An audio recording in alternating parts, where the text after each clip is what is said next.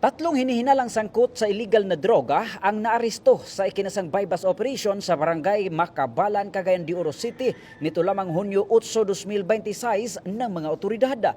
Kinilala ang mga suspect na alias JR, 34 anyos, alias Ana, 35 anyos at alias JJ, 44 anyos, pawang residente sa Piaping Itom, Makabalan, Cagayan de Oro City.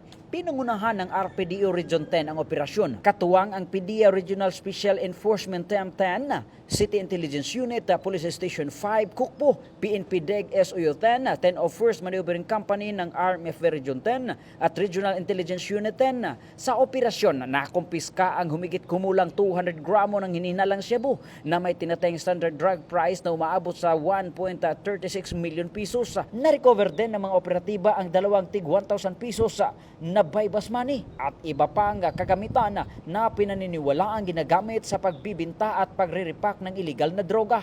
Ayon sa paunang investigasyon, 2 bisis na naaresto si alias GR sa mga kasong may kaugnayan sa illegal na droga. Samantala, sina alias Ana na kinikilalang live-in partner ni GR at alias JJ ay first-time offenders.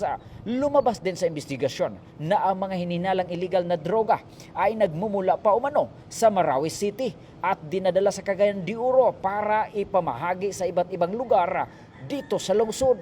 Kasalukuyang nasa kustodiya na ng Maharlika Detention Cell ang mga suspeka. Pinuri naman ni Police Regional Office 10 Director Police Brigadier General Christopher N. Abrahano ang mga operatibang nagsasagawa ng operasyon at tiniyak ang pagpapatuloy ng pinaigting na kampanya laban sa illegal na droga sa Northern Mindanao.